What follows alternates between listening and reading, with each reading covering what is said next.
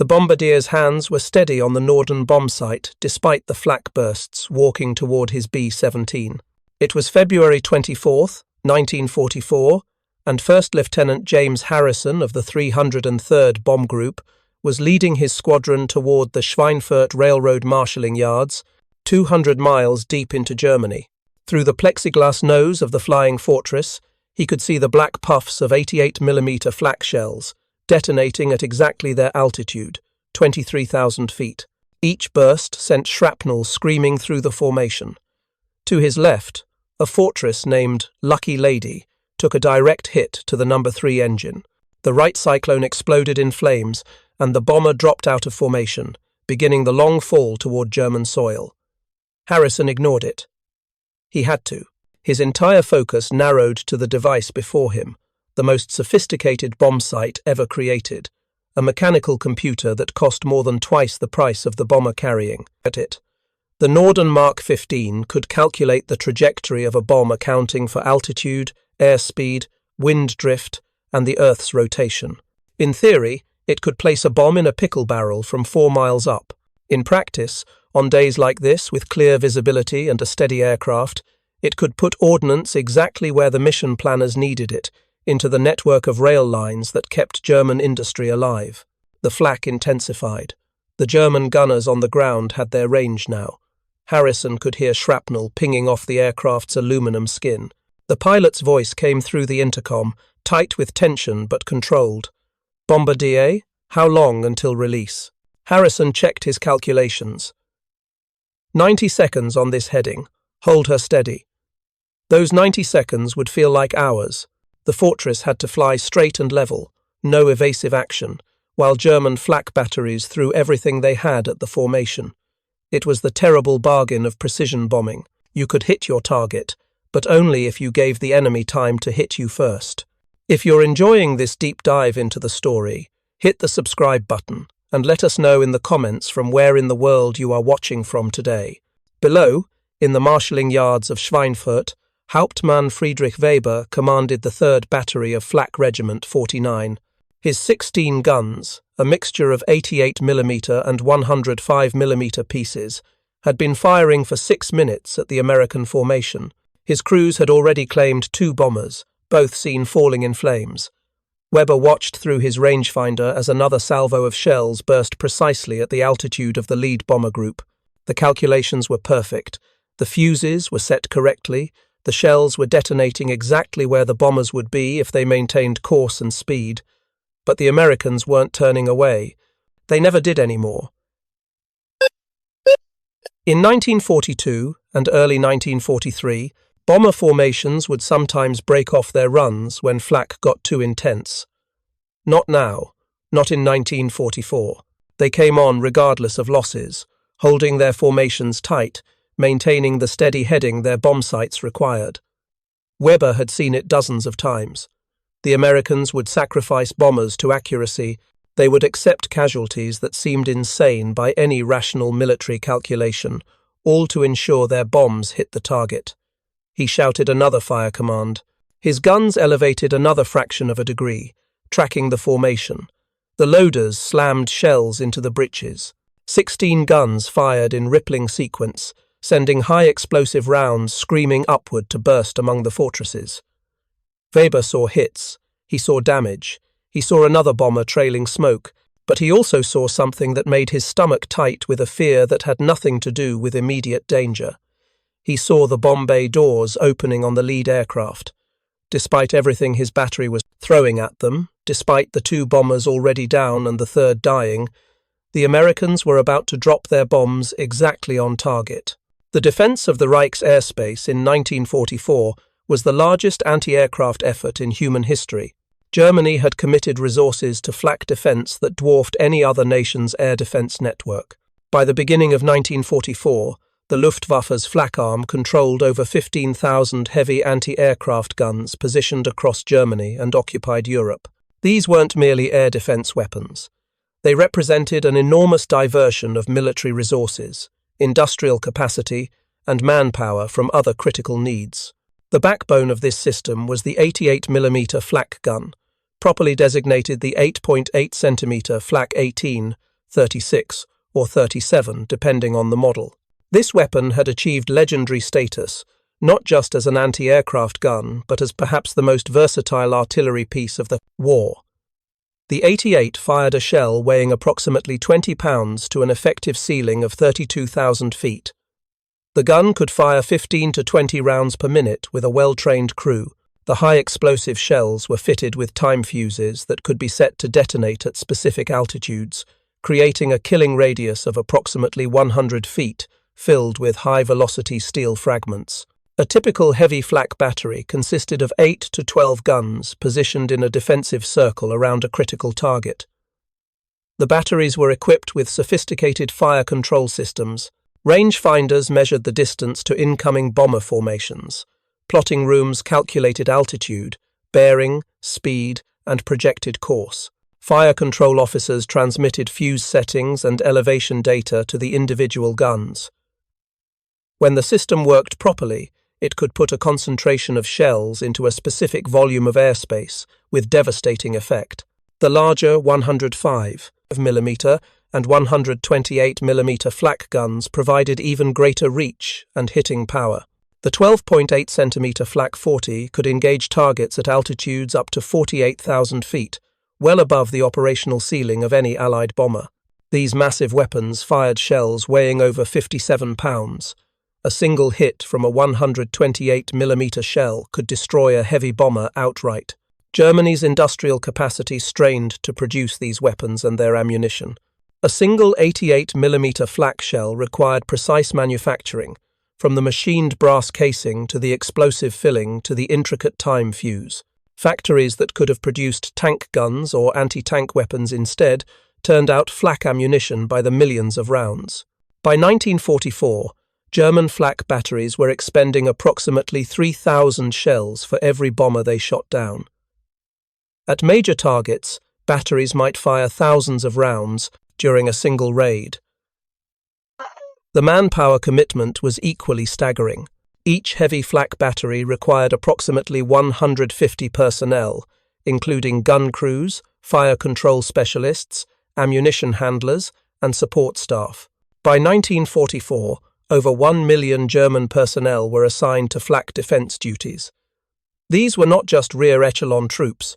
Flak batteries required skilled personnel who understood trigonometry, ballistics, and mechanical fire control systems. Many were young men who could have served in frontline combat units. Others were Luftwaffe personnel who might have been trained as aircrew. The psychological importance of flak defense to German morale cannot be overstated.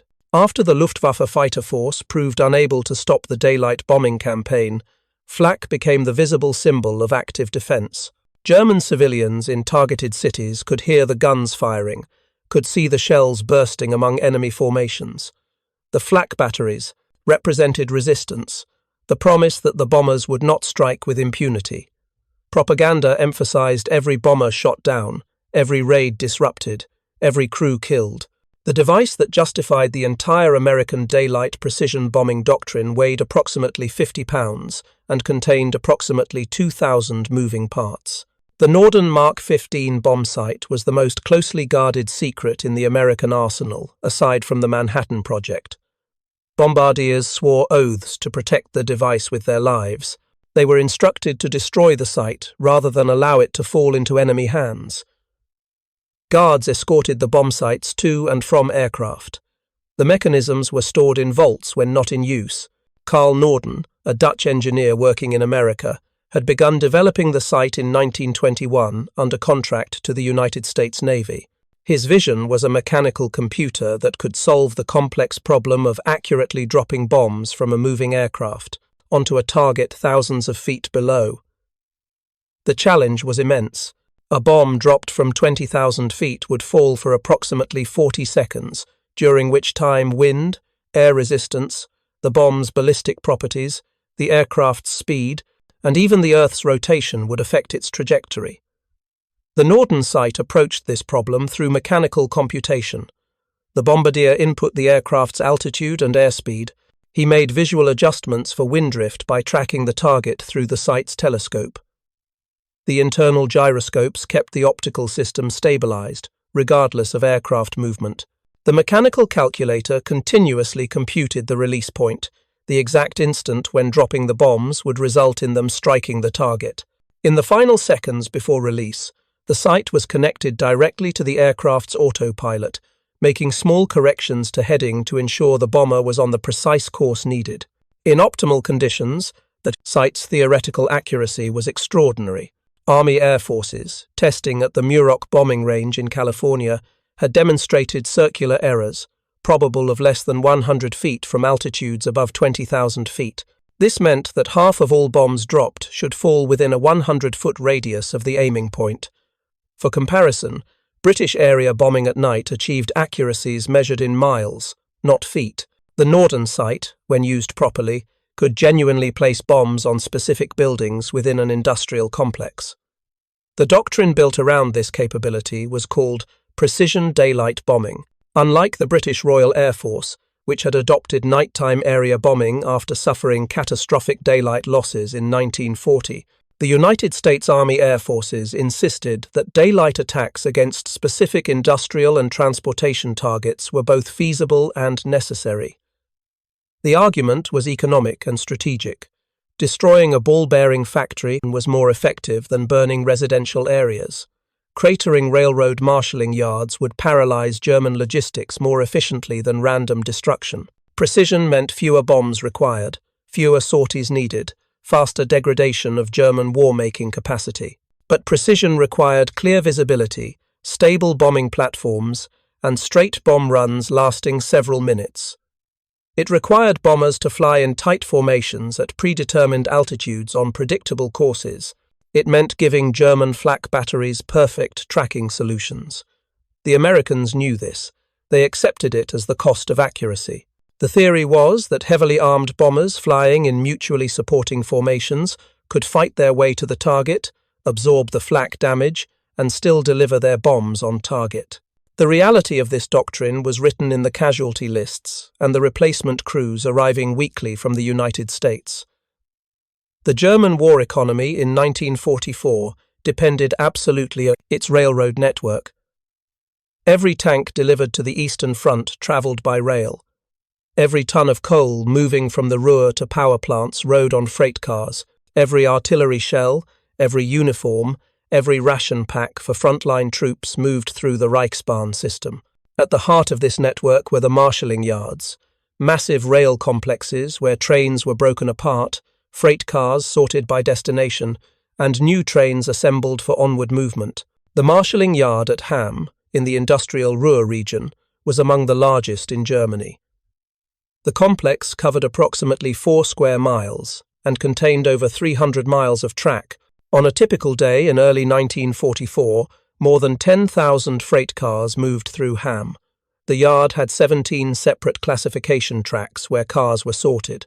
It had extensive maintenance facilities capable of repairing locomotives and rolling stock. Worker barracks housed the thousands of railroad employees who kept the system running around the clock.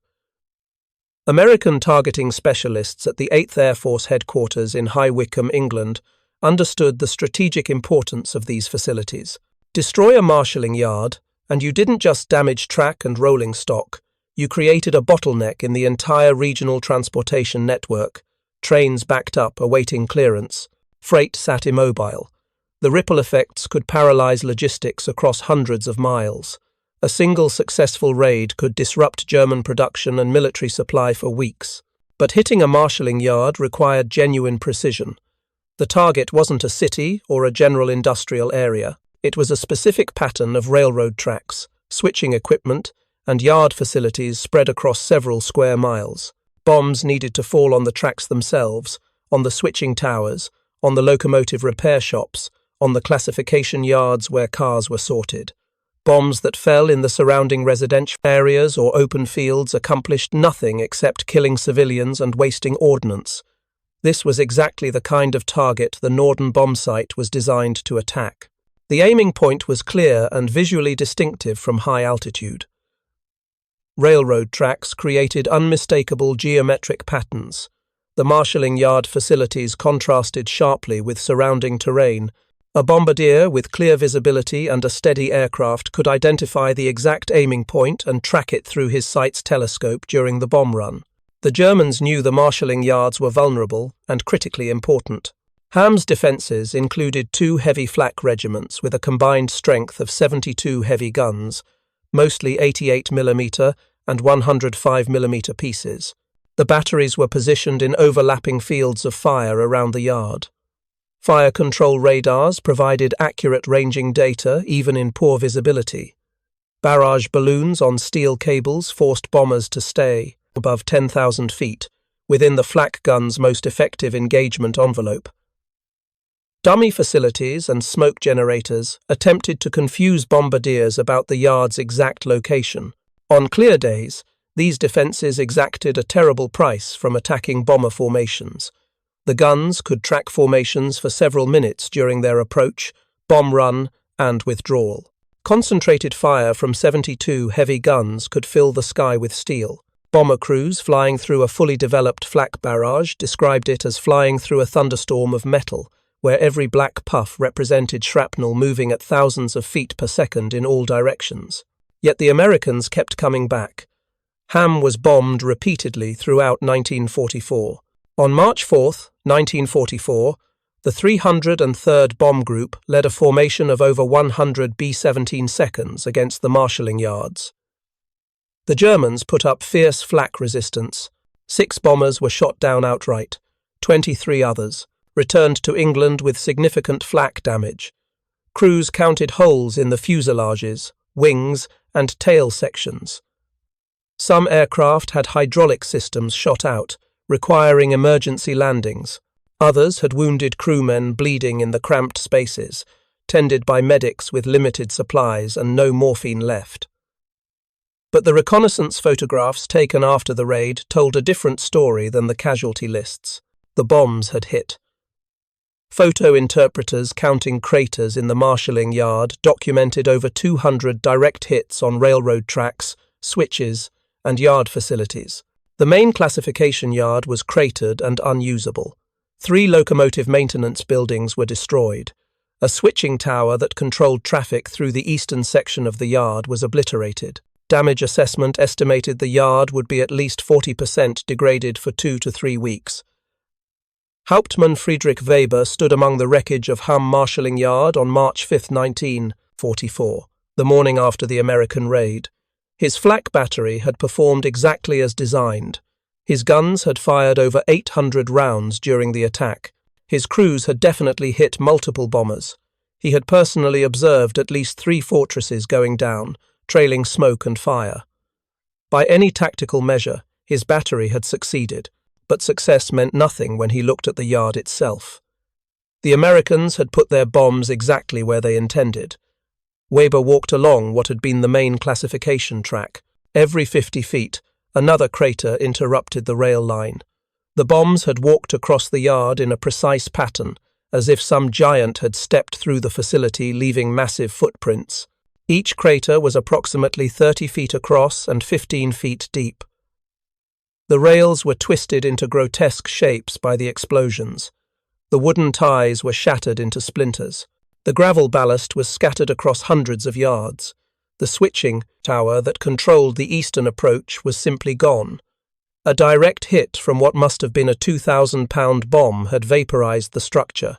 Weber found pieces of the control mechanism scattered across an area the size of a football field. The steel frame that had supported the tower's upper level was bent and melted. The concrete foundation was cracked and partially collapsed into the crater beneath. 3 locomotive repair buildings had burned throughout the night. The Americans had used a mixture of high-explosive and incendiary bombs. The high-explosive bombs had torn open the building's roofs and walls. The incendiaries had ignited everything flammable inside. Machine tools, spare parts, technical documentation, everything was destroyed. Weber could see the twisted remains of 2 locomotives that had been undergoing maintenance when the raid began. The intense heat had melted components and fused metal parts together into unrecognizable masses. Railroad workers were already attempting repairs, but the scale of destruction was overwhelming. The Americans had dropped approximately 300 tons of bombs on the yard. Even accounting for misses and bombs that fell outside the target area, probably 2/3 of that tonnage had struck within the marshalling yard itself. That was 200 tons of high explosive and incendiary material accurately placed on a 4-square-mile target from 23,000 feet altitude. Weber had been defending German targets against American bombers since mid-1943. He understood the pattern now. The Americans would lose bombers, sometimes many bombers, but they would hit their targets. The cost they were willing to pay in aircraft and crews seemed unlimited. More importantly, their bombing accuracy was improving. Early raids in 1942 and 1943 had often missed targets entirely. Now, in 1944, the bombs were falling where the Americans intended them to fall. A Reichsbahn official approached Weber, a middle-aged man in a railway uniform carrying a clipboard thick with damage assessment forms. The official's face was grey with exhaustion and barely suppressed rage. "Herr Hauptmann, your guns shot down how many bombers?" Weber responded carefully. "We claim 3 destroyed, possibly 2 more damaged severely enough to crash before reaching England."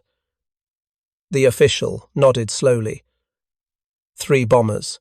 And in exchange, they have destroyed enough track and equipment to paralyze this yard for at least 3 weeks. Do you understand what that means? Weber understood perfectly. Ham processed 10,000 freight cars daily in normal operations. 3 weeks of 40% degraded capacity meant perhaps 80,000 to 100,000 freight cars would be delayed, rerouted, or unable to move. Coal deliveries to power plants would be disrupted. Steel mills would run short of raw materials.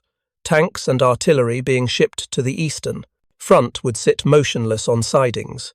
Ammunition trains would be delayed. The ripple effects would spread across the entire regional economy. The terrible mathematics were inescapable. The Americans had sacrificed perhaps 3 B-17 bombers, 30 crew members, and 300 tons of bombs to achieve this result. Each B-17 cost approximately $250,000 to build. The replacement cost was perhaps $750,000 for 3 aircraft. 30 trained crew members represented significant training investment and operational experience. These were real costs that the Americans paid, but they could afford these costs. American factories were building B-17 seconds faster than German Flak could shoot them down. American training programs were producing replacement crews in numbers that seemed impossible, and American bombs were hitting their targets with accuracy that made every raid, regardless of losses, strategically effective. If you find this story engaging, please take a moment to subscribe and enable notifications. It helps us continue producing in-depth content like this. Weber had grown up in the Great War generation, had served in the Reichswehr during the Weimar years, had believed in German technical and tactical superiority. He had been taught that German engineering, German discipline, German military excellence would overcome any material disadvantage. But standing in the ruins of Ham marshalling yard, he faced a reality that ideology could not explain away. The Americans weren't just out-producing Germany. They were out-fighting Germany with a different kind of warfare entirely, one based on accepting tactical losses to achieve strategic objectives, one based on material abundance applied with increasing precision. First Lieutenant James Harrison debriefed with intelligence officers 6 hours after returning from the Ham raid. His hands still trembled slightly from adrenaline and exhaustion. The intelligence officer asked the standard questions. Time over target, flak intensity, observed results, battle damage to the aircraft. Harrison answered mechanically, his mind still replaying the bomb run. The worst part wasn't the flak itself, though that had been intense enough to rattle even experienced crews. The worst part was the 90 seconds of straight and level flight, while the Norden site made its final calculations. Harrison had watched the flak bursts walking toward his aircraft, had felt the concussions from near misses, had heard shrapnel hitting the fuselage. The instinct to break off, to turn away, to take evasive action was nearly overwhelming. But he couldn't. The site needed stable flight to compute the release point. Any deviation would ruin the solution and waste the entire mission. He had focused on the crosshairs in his telescope, tracking the aiming point in the marshalling yard below. The Norden sight was connected to the autopilot through a system the Bombardiers called the PDI, the Pilot Direction Indicator. In the final seconds before bomb release, Harrison wasn't just calculating the drop point. He was flying the aircraft, making tiny heading corrections through the sight's controls, keeping the crosshairs centered on the target while the pilot held altitude and speed steady. The flak had been so intense that Harrison could smell it inside the aircraft, the acrid stench of high explosive residue mixing with the cold air rushing through holes in the plexiglass nose. A burst directly ahead had sent shrapnel through the Bombardier's compartment. A fragment had struck the frame of Harrison's sight, missing his face by perhaps 6 inches. The sight had continued functioning. The gyroscopes had maintained stability. The mechanical calculator had continued its computations, indifferent to the violence surrounding it. Then the release point arrived. The sight's mechanisms triggered the bomb release automatically. Harrison felt the aircraft lift slightly as 6 tons of bombs dropped away from the bomb bay. He immediately called bombs away over the intercom. The pilot began a slow turn away from the target, still unable to take violent evasive action until the formation completed its turn and the aircraft behind them released their bombs. Harrison twisted in his position to watch the bombs fall. From 23,000 feet, they seemed to fall in slow motion, tumbling slightly as they descended. He could track them for several seconds before they disappeared into the industrial haze below Ham. Then the first explosions began. Bright flashes followed seconds later by columns of smoke and debris rising from the marshalling yard. The pattern of explosions was exactly what Harrison had been trained to create. The bombs from the lead aircraft struck first, walking across the classification tracks in the center of the yard. The bombers behind Harrison, using his aircraft as their aiming reference, dropped their bombs in a pattern that covered the entire target area. From altitude, Harrison could see the systematic destruction. This wasn't random bombardment. This was precision demolition executed from 4 miles up. The intelligence officer showed Harrison the preliminary reconnaissance photographs taken by trailing aircraft equipped with cameras. The photos were blurry but clear enough to show cratering across the yard, buildings burning, sections of track torn apart. The officer pointed to specific damage. These hits here, in the classification yard, those are probably from your aircraft. The spacing and pattern match your position in the formation. Harrison studied the photographs. Each crater represented a 500-pound or 1,000-pound bomb that had fallen within perhaps 100 feet of where he had aimed. The Norden sight had worked exactly as designed. Despite the flak, despite the fear, despite the violence and chaos of combat at high altitude, the mechanical computer in his hands had solved the bombing problem correctly. The bombs had hit their target, but the cost statistics were also being compiled. The raid had put up 114 B-17 seconds. 6 had been shot down by flak over the target. 3 more had crashed, attempting emergency landings in England with battle damage. 23 bombers had major flak damage requiring extensive repairs. 63 crew members were dead or missing. 14 more were wounded seriously enough to require hospitalization. Harrison knew these numbers would be analyzed at headquarters, compared against the damage assessment, evaluated for strategic effectiveness. He also knew the conclusion would be the same as always. The mission was successful, the target was hit, the losses were acceptable. The raids would continue.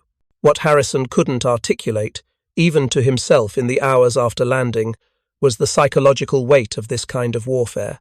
The British bombed at night, in darkness, often unable to even see their targets clearly. Their crews faced terrible dangers, but at least they could take evasive action, could maneuver, could fight back in some way against the defences. American crews flew in daylight, in tight formation, on predictable courses, and for those final 90 seconds they couldn't even maneuver. They had to fly straight into the flak to give the bombsight time to work. The doctrine demanded it. Precision required stability. Accuracy required exposure. And the terrible bargain was that it worked. The bombs hit their targets. The marshalling yards were destroyed. The German war economy was degrading under systematic attack.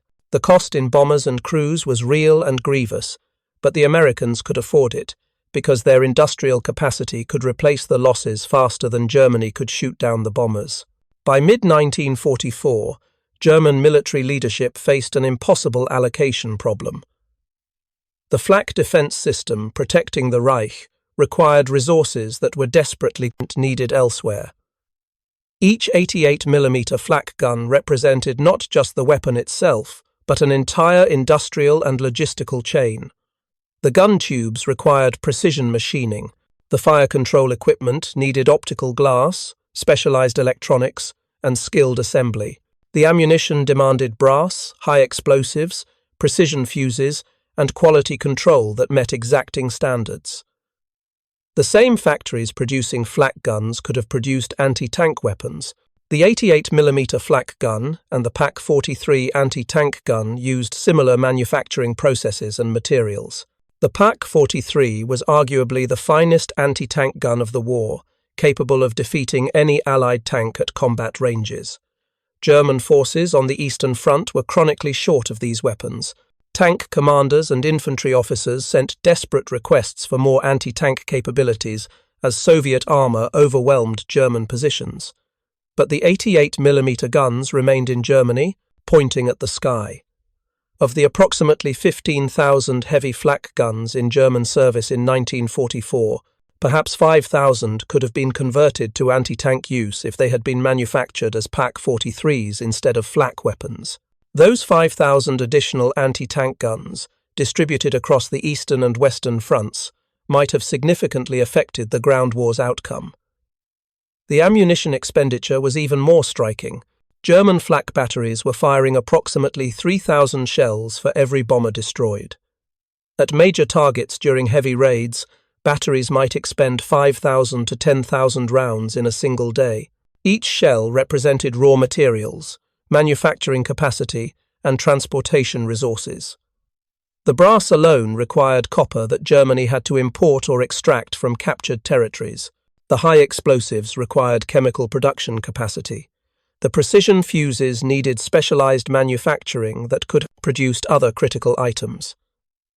Albert Speer, Reich Minister of Armaments and War Production, understood these trade-offs intimately. In his post-war writings and during the Nuremberg trials, Speer acknowledged that flak defense consumed resources disproportionate to its effectiveness.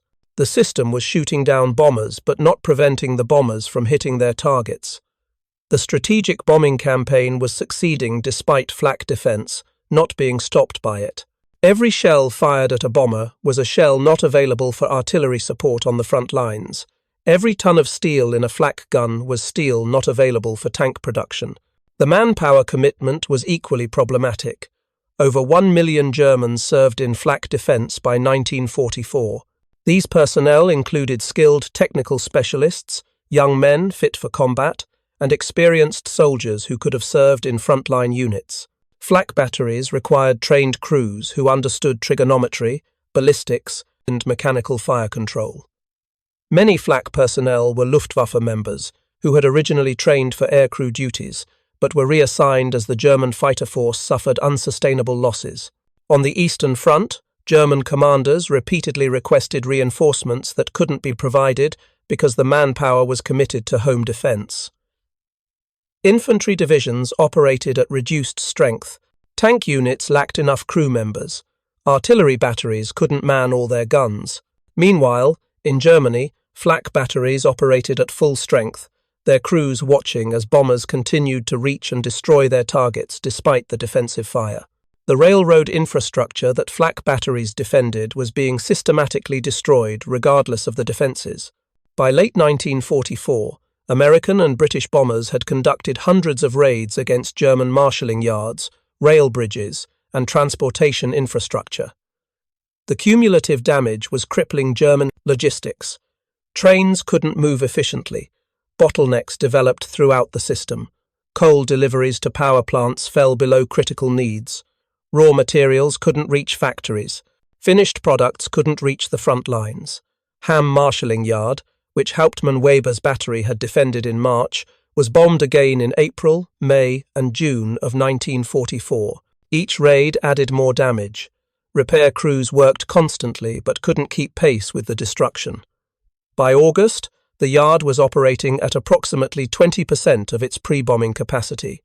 Other major yards faced similar degradation. The German railroad system, which had moved over 10 million freight cars per month in 1942, was moving less than 6 million per month by late 1944. The strategic implications extended beyond simple logistics. German factories had raw materials but couldn't receive them reliably.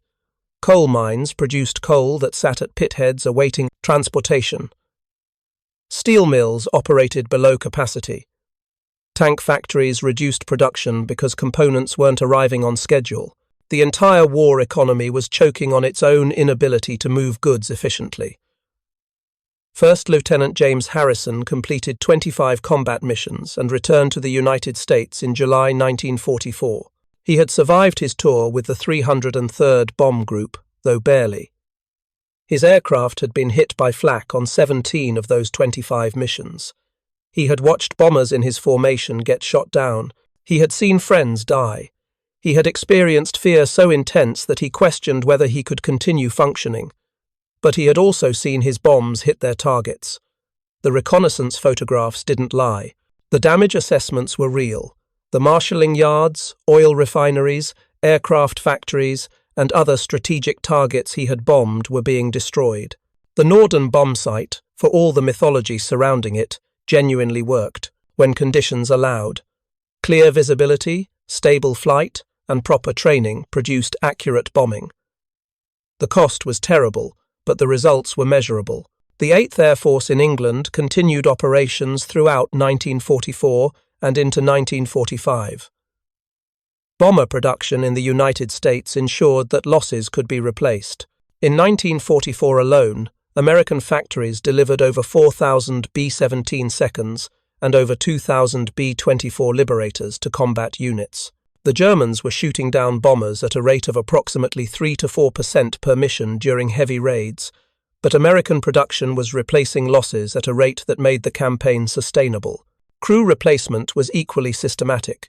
Training bases in the United States were producing bombardiers, pilots, navigators, and gunners in industrial quantities.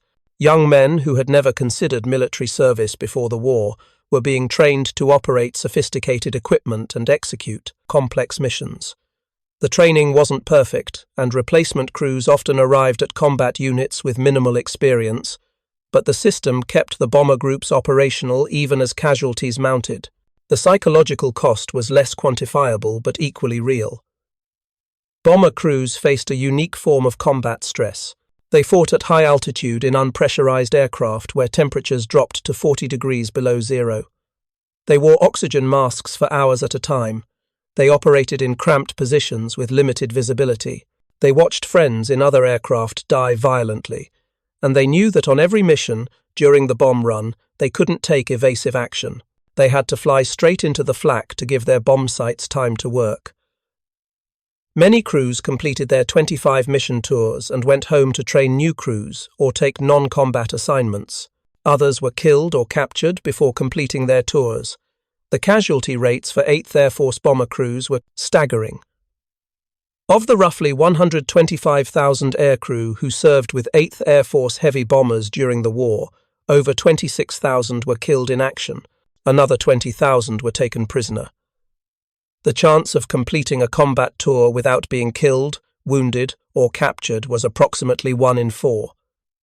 Yet, the missions continued because they were working. By early 1945, the German transportation system was in collapse.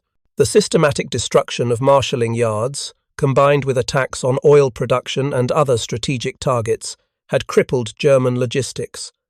Factories had raw materials but no fuel. Armies had weapons but insufficient ammunition. The home front had ration cards but not enough food in the distribution system.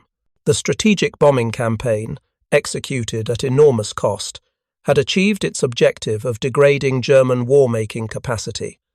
The Norden bombsight remained in service through the end of the war and beyond. Post-war analysis revealed that its actual combat accuracy was considerably less impressive than the pre-war testing suggested. Weather, visibility, combat conditions, crew fatigue, and enemy action all degraded performance. The average circular error probable in combat operations was probably closer to 1,000 feet than the 100 feet achieved in ideal testing conditions. But even this reduced accuracy was sufficient for attacking large industrial and transportation targets. The marshalling yards were big enough that bombs falling within 1,000 feet of the aiming point still struck something valuable. The psychological legacy for bomber crews was complicated. They had done what their nation asked of them. They had flown into flak that killed their friends. They had dropped their bombs on target. They had contributed to winning the war. But they had also participated in a form of warfare that seemed to reduce human beings to mathematical variables in calculations about acceptable loss rates and strategic effectiveness. The bravery required to climb into a bomber knowing the statistical likelihood of being killed or captured was immense, yet it was bravery expressed through following procedures and maintaining formation discipline rather than through individual heroic action. Hauptmann Friedrich Weber survived the war. His flak battery remained in action defending German targets until April 1945, when advancing Allied ground forces overran his position. He surrendered to American troops and spent 2 years in a prisoner of war camp before being repatriated to Germany. In post-war interviews conducted by military historians, Weber spoke about the experience of commanding a flak battery during the final years of the war. He described the frustration of performing his duty effectively according to all tactical measures while watching his strategic mission fail completely. His guns shot down bombers. His crews performed with discipline and skill. His battery met or exceeded all performance standards, yet the targets he was defending were destroyed anyway. The bombers kept coming in numbers that seemed unlimited. The bombs kept hitting with accuracy that improved throughout the war. And the entire defensive effort consumed resources that Germany desperately needed elsewhere while failing to prevent the systematic destruction of German infrastructure. Weber's experience represented a larger truth about the air war over Germany. The flak defense was not ineffective in absolute terms. German flak batteries shot down thousands of Allied bombers during the war. The casualties inflicted on bomber crews were severe and sustained. Any individual bomber facing flak defenses was in genuine danger. The problem was that effectiveness at the tactical level didn't translate to success at the strategic level. Shooting down 3 or 4 or even 10 bombers during a raid didn't matter if the remaining bombers hit their targets and the fell a raid. Americans replaced the lost aircraft within weeks. The marshalling yard at Ham, which Weber had defended, illustrates this paradox perfectly. The yard was bombed successfully multiple times despite heavy flak defenses. Each raid cost the Americans bombers and crews. Each raid also destroyed railroad infrastructure that took weeks to repair. The cumulative effect over months of repeated attacks was the systematic degradation of the yard's capacity until it could no longer function effectively as a logistics hub. The flak batteries protecting the yard never stopped firing. They just couldn't prevent the destruction they were supposed to prevent. The strategic bombing campaign against German transportation infrastructure was one of the most controversial aspects of the Allied air war. It required sustained operations over many months. It cost thousands of bomber crew lives. It consumed enormous quantities of bombs, fuel, and aircraft. The moral questions about bombing industrial targets in or near civilian areas remain debated among historians. But the tactical and strategic effectiveness is difficult to dispute. The German economy in 1945 was strangled by its inability to move goods efficiently. The railroad system that had moved armies across Europe was reduced to a fraction of its capacity by systematic bombing using the precision that the Norden bombsight enabled. The irony that began this story, that German flak aimed at flying fortresses couldn't prevent those fortresses from putting ordnance precisely in railroad yards, was a small but significant part of why Germany lost the war. Material superiority matters in industrial warfare. The ability to sustain losses and continue operations matters. The willingness to accept casualties to achieve strategic objectives matters. And the technical capability to hit specific targets from high altitude, even under fire, matters enormously. The young Bombardier, holding steady on his Norden sight during the final seconds of a bomb run, watching flak bursts walk toward his aircraft, embodied a form of courage that was distinctly modern and distinctly American. It wasn't the courage of close combat or individual heroism. It was the courage of system and procedure, of trusting in training and equipment, of accepting risk to execute a mission according to doctrine. That courage, multiplied across thousands of bomber crews and supported by industrial capacity that could replace losses faster than the enemy could inflict them, proved decisive. The flak gunners on the ground, firing their weapons with skill and determination, watching bombers fall but also watching bombs hit their targets, faced the terrible realization that competence and courage weren't enough when the material balance was so overwhelmingly against them. They were fighting a war that was already lost, not through any failure on their part, but through strategic decisions made years earlier and industrial disparities that no amount of tactical excellence could overcome. In the end, the story of German flak aimed at flying fortresses, while Norden bombsights put ordnance in railroad yards, is a story about the nature of industrial warfare between modern nations. It's about resource allocation and strategic priorities. It's about the limits of tactical success when strategic circumstances are unfavorable. And it's about the human beings on both sides who faced these realities, who did their duties with courage and skill, and who paid the terrible costs that modern war demands. Thank you for watching. For more detailed historical breakdowns, check out the other videos on your screen now, and don't forget to subscribe.